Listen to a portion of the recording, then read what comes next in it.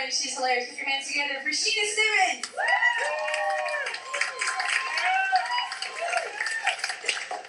You guys make some noise up in this bitch. What?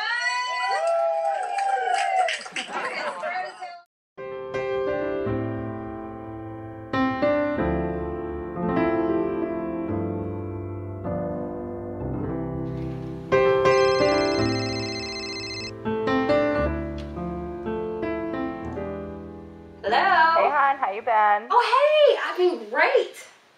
Yeah, I just rocked my last comedy show. The audience loved me. Mm-hmm. I know, Mom, it was awesome. Great, honey. So you heard the news. Your cousin Sandra's getting married. I'm so excited for her. Yeah, Mom, I saw that. Well, you don't sound excited. You know, getting married is a special thing women do at your age. You'd be a lot happier. Okay, well, when are you going to find a good man?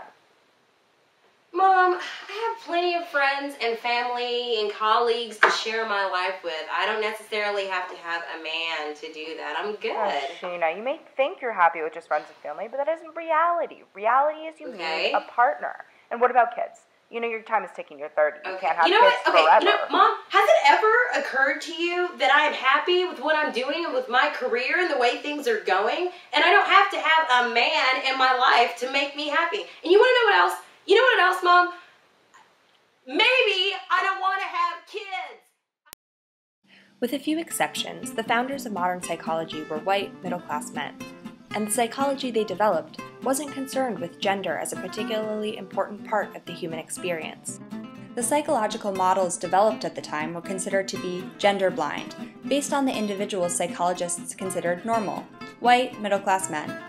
The field's picture of health included rational, independent, heteronormative, objective, and in control.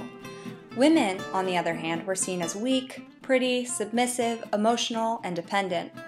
The ways that these traits didn't fit the normal model of health were attributed to inferior biology, weakness, and deviant personality. Healthy women weren't necessarily healthy humans. But, beginning in the 1960s, women in the United States began to come together to express discontent with the limited role prescribed to them by traditional understandings of gender, and with the pervasive traumatic experiences they faced. This movement, feminism, had at its core a simple idea: women deserved equal rights to those afforded to men.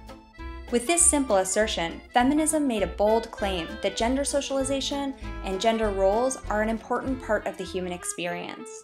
Feminism emphasized we are receiving gendered information all the time.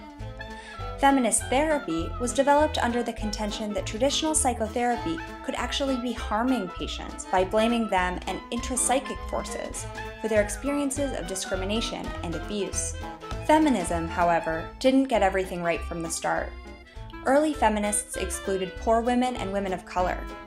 Beginning in the 1980s, feminism began to acknowledge multicultural concerns, including those of class issues, LGBTQ individuals, and people of color. Modern feminism sees these issues as a logical extension of the demands for equal rights for women, and acknowledgement of damaging social forces that underlie feminist theory. The tenets of feminist therapy, which defines itself more of a theory of therapy than a set of practices, include 1. A relationship of equals between therapist and client.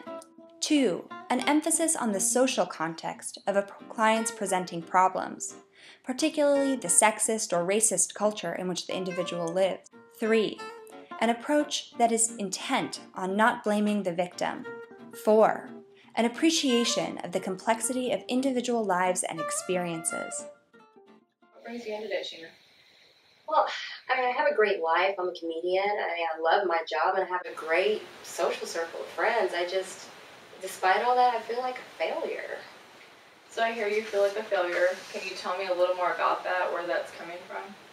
Yeah, I just feel like I'm not measuring up. Like, everywhere I look around, everyone's getting married, they're getting engaged, they have children, and, I mean, I should be doing those things, right?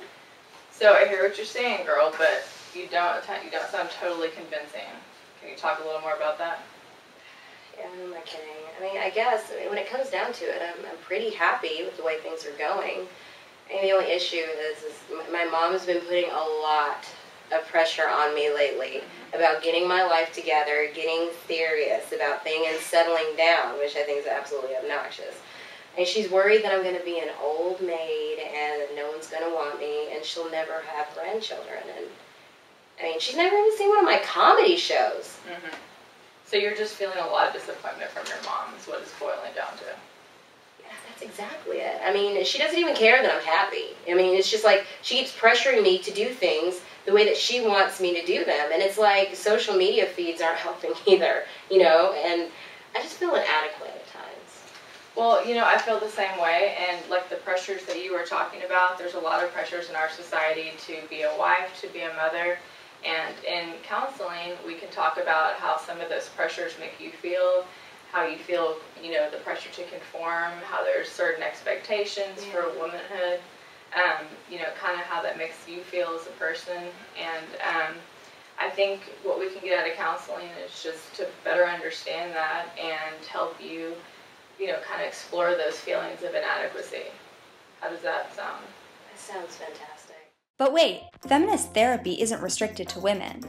Gender has an impact on men too. Therapy applying similar principles to the experiences of men, sometimes called gender-informed therapy, aims to look at how gender roles affect men and their experience of masculinity.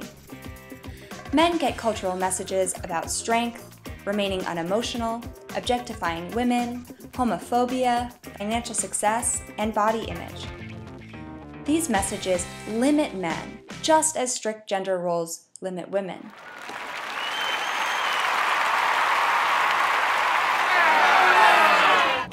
What's up, guys?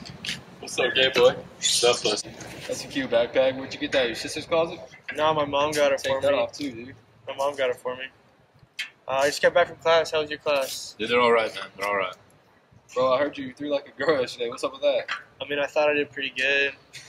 Yeah, dude, talking about girls, man. I don't know why you left that party last night. There's so many girls, and they wanted it, bro. Dude, I was just tired. Yeah, tired. Sure you were. Well, that's what you got, tired. You're Right. mean. Get out of here. I think he's gay. Like, Dude, no jokes He just aside. needs to stop coming around, man. I don't understand. That kid. Gosh. Even though psychological health was defined around the experiences of men, these gendered expectations don't really work that well for men in the real world either. Many men find that they don't fit into this rigid mold of how men should be. Men who are emotional, enjoy activities that could be seen as stereotypically feminine, have close relationships, or who don't conform to heteronormative ideas of gender presentation or sexuality, may feel pressured and rejected by our society's rigid view of a healthy man. Thus, that picture of psychological health becomes just as ill-fitting for men as it did for women. Because feminist therapy emphasizes empowerment, recognizing the diversity of experiences of gender, and acknowledging the harmful effects of rigid, heteronormative gender roles, it can work well for men struggling with these issues. Counseling with male clients includes power analysis, understanding how patriarchal values influence them and their interactions with others. It can also be used to examine the balance between work and family.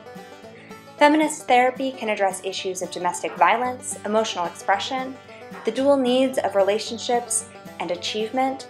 It can also be used with men who are struggling with gender nonconformity, or with their gender or sexual identities. So, Blake, what brings you in today? Well, I feel like I just don't measure up enough, or I'm not good enough for my friends. I mean, we go out and party, and we get all the girls, but I really just don't want to do that stuff. So what I'm hearing is you have a lot of frustration with your friends, and you just feel like you're not really fitting in. Yeah, exactly. Okay. So some of these pressures that you're feeling from your friends, are these coming from your friends? Do you think that you would still behave in some of those activities that you've been describing if they weren't pressuring you? It definitely comes from my friends because I feel like if I weren't around them, I wouldn't be doing that stuff. Okay.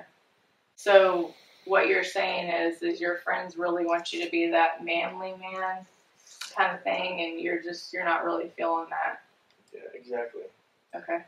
So what I'm thinking, Blake, and we can talk about this at the end a little bit, is the way I'm feeling, I think we could work in therapy through some of this, is talk about how some of these pressures not only are coming from your friends, but they're also coming from society as a whole. And I think through talking about it, we could, understand what that means for you as a man and try to find a happy balance for you between being that manly man and being your true self. How does that sound? Yeah, I think that definitely could help. Feminist therapy is informed by the philosophy of feminism. Inherently political, its goals are to acknowledge the power of the social context, empower clients, and value their diverse experiences in a therapeutic relationship of equals.